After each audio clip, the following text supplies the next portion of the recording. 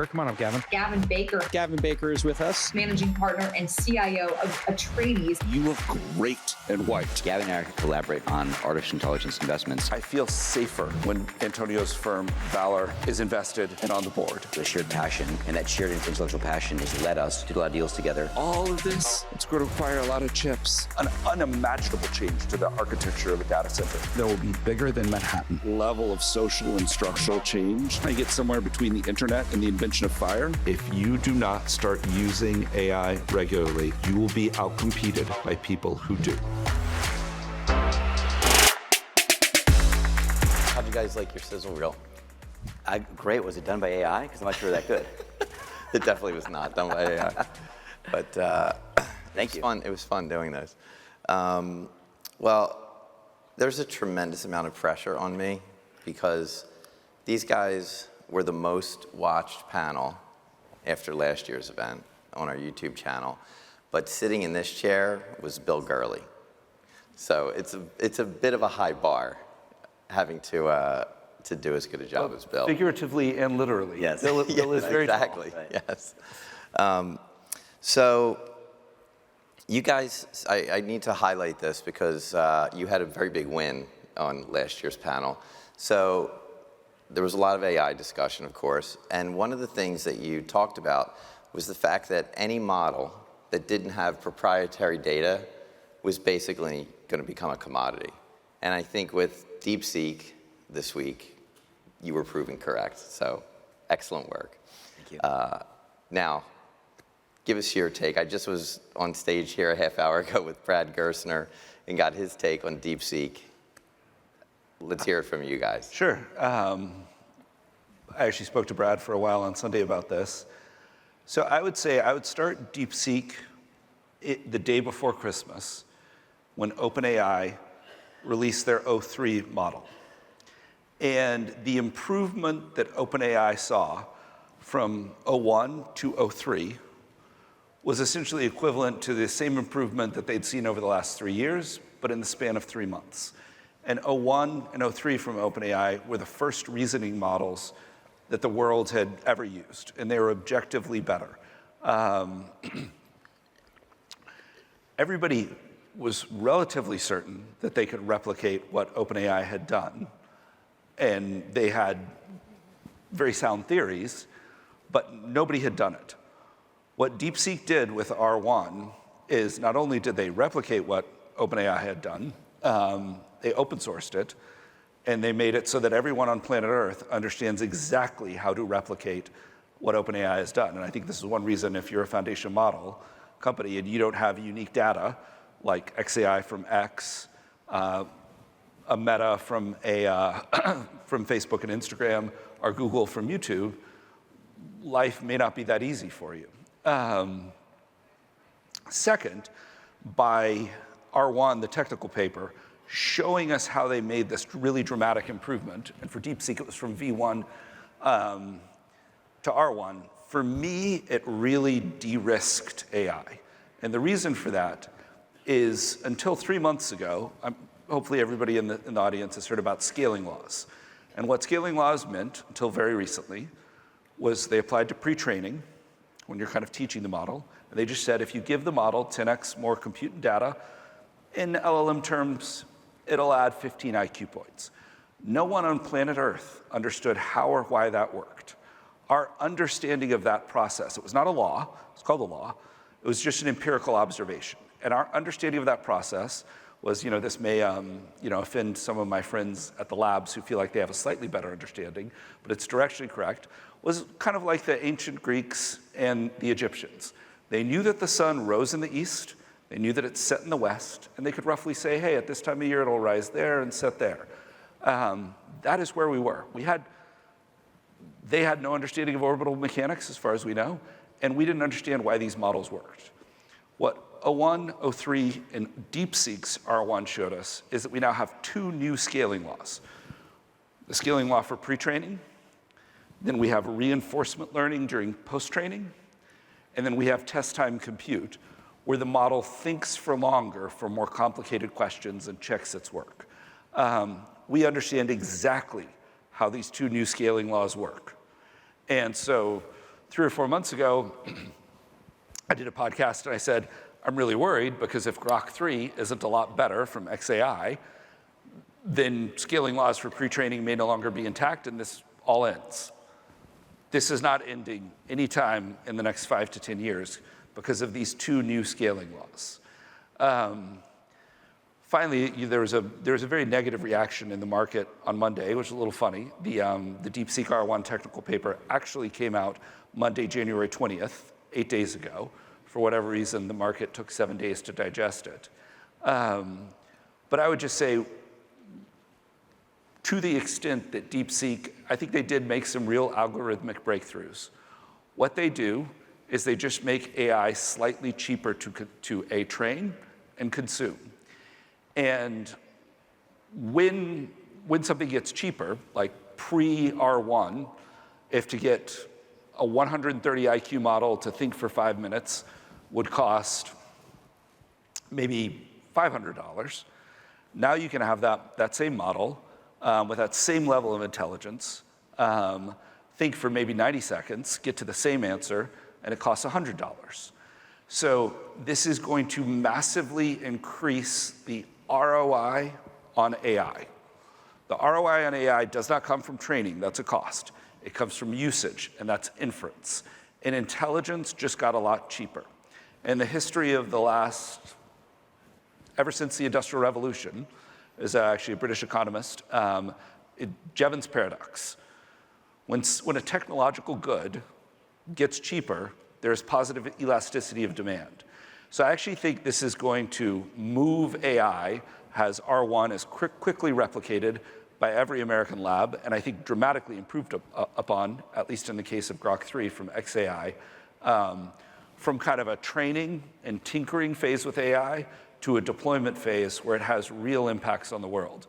And I think that's exciting. Now, it may change the composition of Capex a little bit away from training towards inference, but that is good for AI.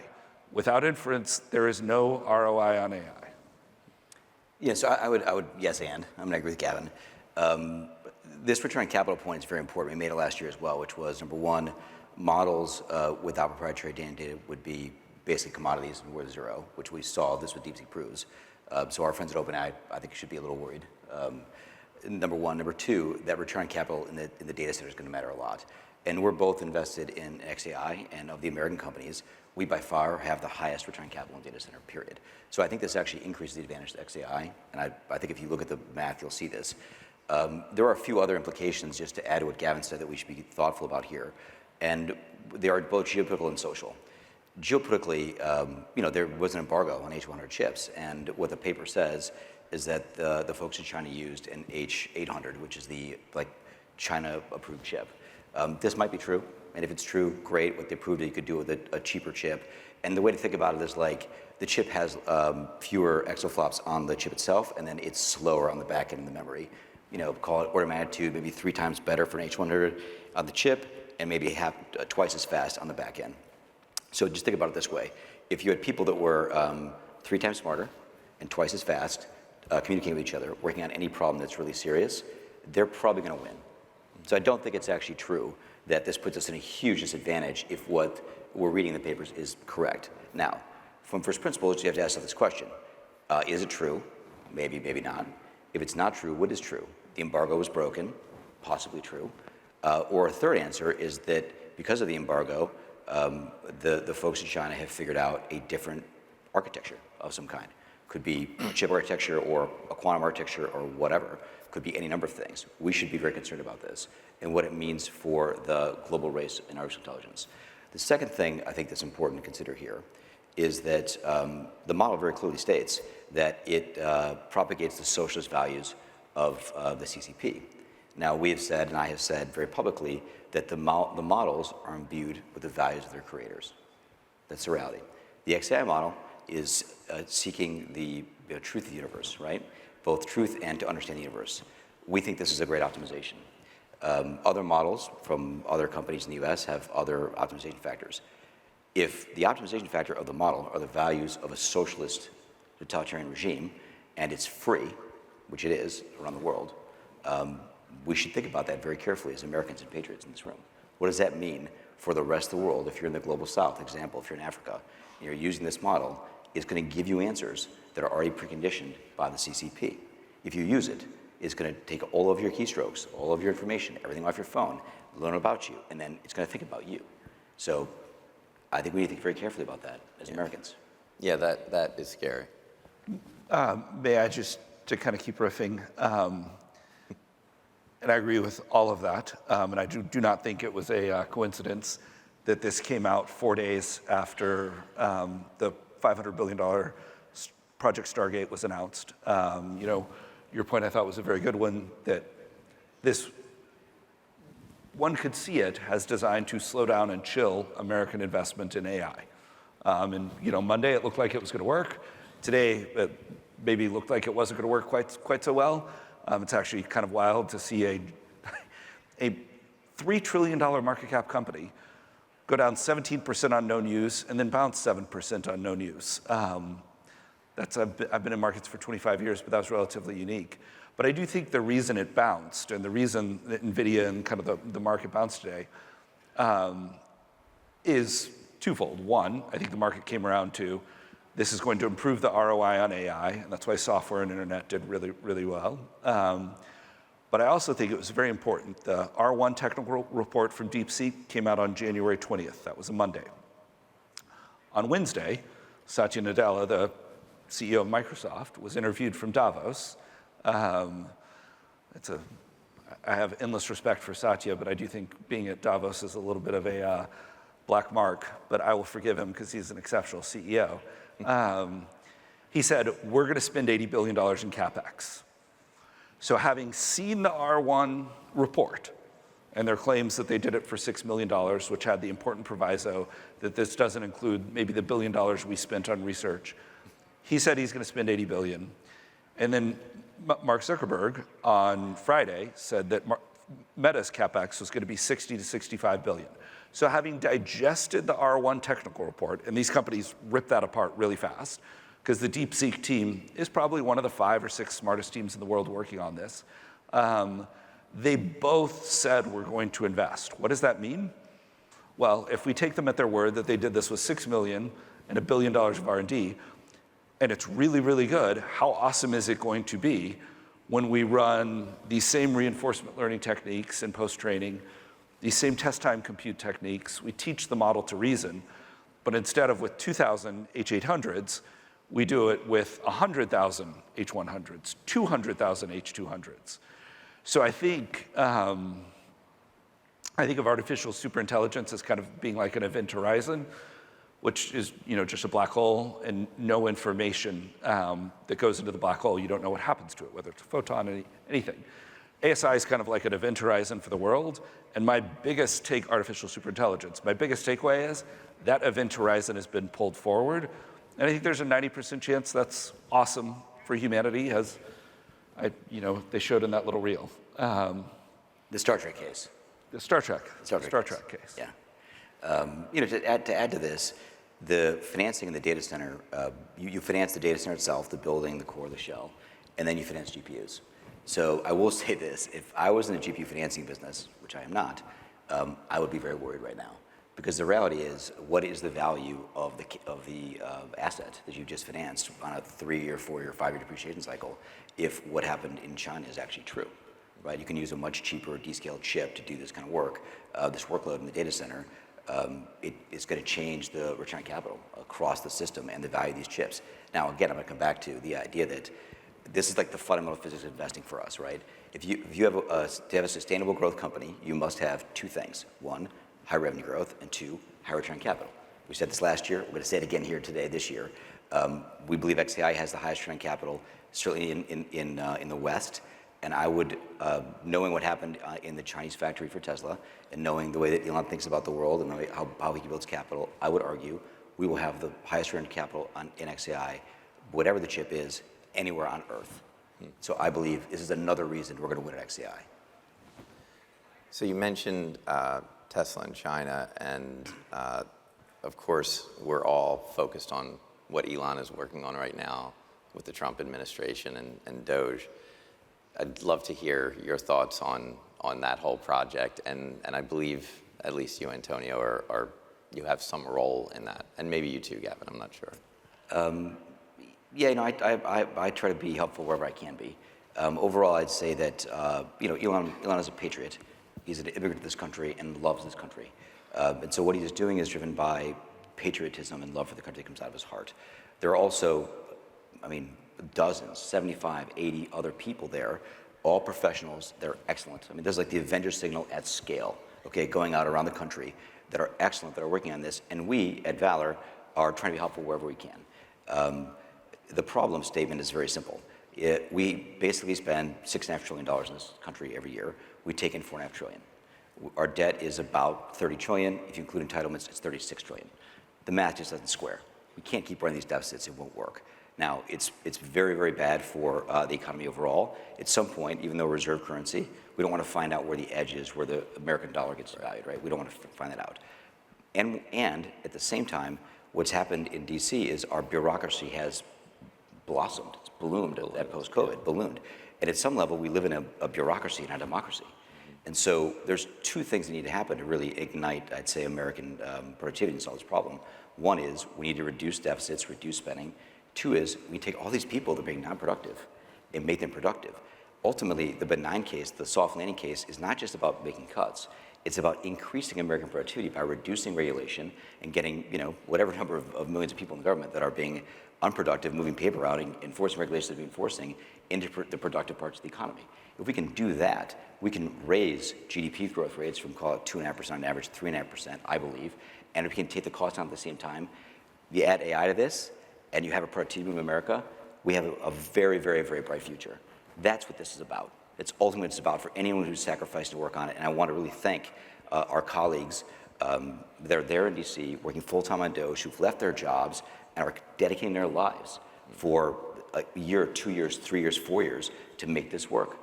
It's extraordinary. These are extraordinary patriots, and I don't think, looking back on history, it hasn't been since World War II.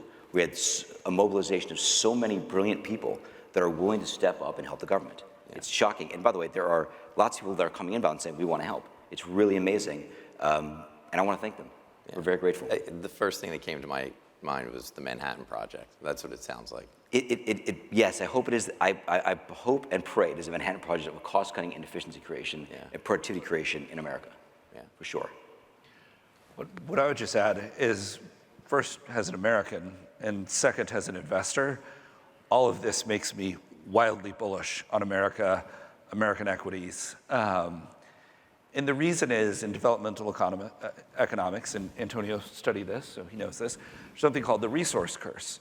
And it's if you're a state and you have a resource, it in some ways, while it makes you very, very wealthy quickly, there's a thought that it may inhibit your ability to develop an economy away from that. I think that America, particularly over the last 15 years, per capita GDP in America has doubled relative to Europe. The rest of the world, the rest of the Western world kind of went to sleep for 15 years, and America doubled. It used to be you would go to London and it was very expensive. Now London does not seem expensive relative to New York. And that is because the American economy has actually done reasonably well for the last 15 years. But because we were in such a privileged position, because we dominate, tech, energy production, so many industries, I think we'd started to do a lot of silly things as a country. And just by stopping doing these silly things, I think we're going to unleash a lot of productivity. My mental model is Microsoft, actually, when Satya took over. Microsoft was a monopoly. It had really high gross margins. It didn't have debt. They had just been doing a lot of really dumb things and not doing really obvious things. Satya took over. We're all in on the cloud. We're going to put our apps on the iPhone. And we're going to be an application company first, not a operating system. And Microsoft went off on an incredible run after being flat for 15 years. And that, to me, is American. When I say silly things, what do I mean? This is a story I believe is public. But the United States government made SpaceX kidnap baby seals. Think about this. This is a true story. So, the Fish and Wildlife Service, the FAA, the EPA, everyone, and SpaceX is one of the best things we have going for us as Americans. Because of SpaceX, America is 95% of mass to orbit. Orbit is the ultimate high ground in strategic terms. And instead of helping SpaceX, we're doing everything we could to slow them down. But the kidnapping baby seals is a true story. There was a worry that baby seals would be emotionally disturbed and their development would be hindered by the sound of rocket launches. So the US government made SpaceX hire a bunch of marine biologists, kidnap baby seals, put headphones on them, and then have a trained baby seal psychiatrist and therapist. And this is an honorable profession. It's great to kind of decode the inner lives of animals. Watch the baby seals with headphones on, having a simulated rocket launch play. And are these seals in distress? That's actually what the United States government did. And if you just multiply that by 1,000, by 10,000, by 20,000, you can just see how all of these regulations have been slowing us down. And something that I thought was just interesting and emblematic of where we were is the Biden administration, they passed 2 laws that I thought were great, well-intentioned. One was $40 billion for EV chargers. I think EV chargers are great. It's good for the environment. We need more of them. With that $40 billion, in 4 years, they built 7 chargers. 7.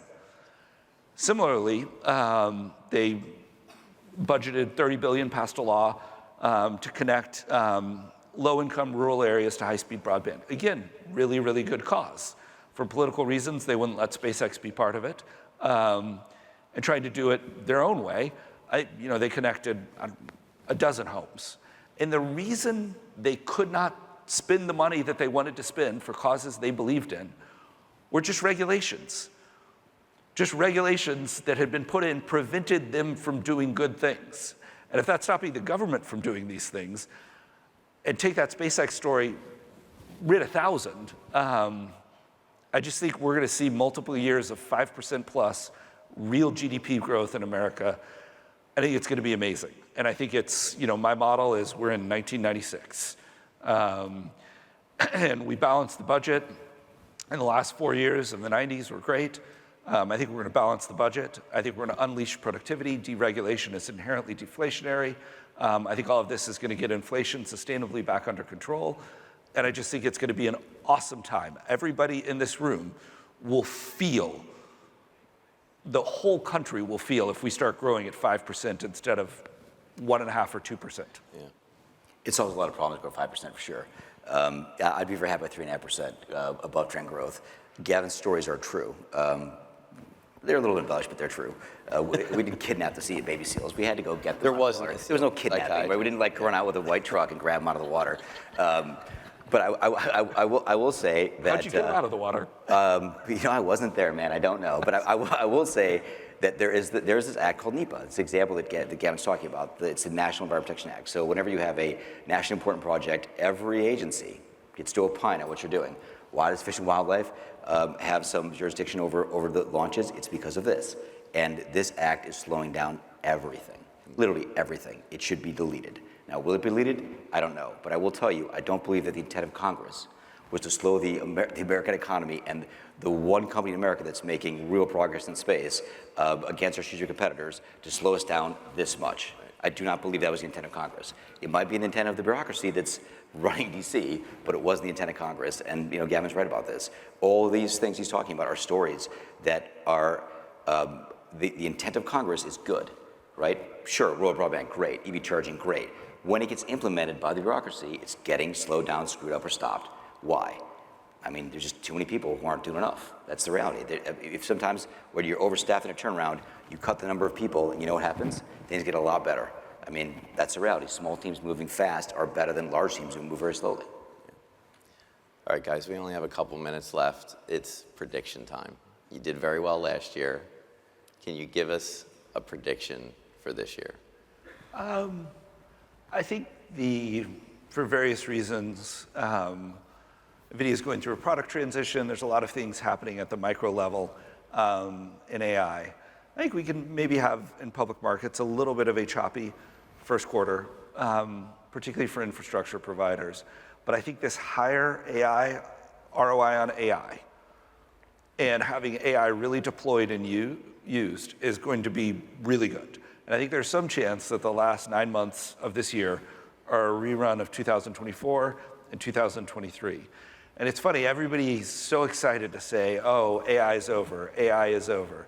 And it just reminds me, when I came into this business, it was 1999, and we had just come off kind of like Microsoft really kicked off the PC boom in the mid-'80s, and then you brought that architecture to data centers with something called client server. And there was nearly a decade-long period where a group of stocks that were involved in kind of proliferating PCs and proliferating the client server architecture in data centers, Oracle, Sun Microsystems, Cisco, EMC, companies you used to supply at your connector company, Microsoft, Dell. That group of companies compounded at 40% per year for a decade. And I think we're entering year 3 of AI. So I think it's a really exciting time. I would not be too quick to get bearish on technology and AI. We're still very, very early. Maybe some spin gets reshuffled around, but I think it's an exciting time. Yeah, I mean, I'll add quickly this. I think Gavin's right, and I'll add specificity, which is I think this will be the year of the application. So we've been talking about data center a lot. That's all we've been talking about, the heart of the data center. The reality is we're getting to a point now where I think applications are going to become very productive, and productivity in the economy is going to change because of applications, number one. And number two, I think it will be the year of the robot. Robotics will become real, and it will become real, maybe not quite yet in your home, like doing your dishes, but you're going to see it. You're going to really feel it, and you're going to see it coming, and people's expectations of it's coming are going to be very real. Clearly, we have autonomous driving, which is like an unbelievable robot that's driving these cars around, super, super safe. That's going to come into the consumer level, both in China and in the U.S., maybe start in China, maybe in the U.S. We'll see who wins that race. But it's definitely coming. We're seeing it in many different other companies we're looking at. It's going to shock people how good it is, and it will fundamentally change the productivity equation in the U.S. economy, also igniting growth. I'm optimistic. I'm going to have a humanoid robot, the Optimus robot, in my house in 2026. Not 25, but in 2026, maybe the end. Take out the trash, do the dishes, do the laundry. I mean, I think it's going to be amazing. I think you'll see it in 25. And you'll see it in operation. It might be in your house in 26, 27, yes. But people will get it. You're going to really get it. We're sitting here saying, wait a minute, why aren't we talking about robots last year? Well, we just talked about robots right now. I 100% agree. I think 2025 is the year when the robots and humanoid robots, people believe they're a reality and they're the future, the same way ChatGPT kind of unlocked, AI for knowledge workers. Well, next year, I expect an Optimus robot at Global Alt. Yeah, I might be one. Yeah. Guys, thank you so much. I'm really honored that you come here and share your thoughts. Thank you. Really amazing. Thank you.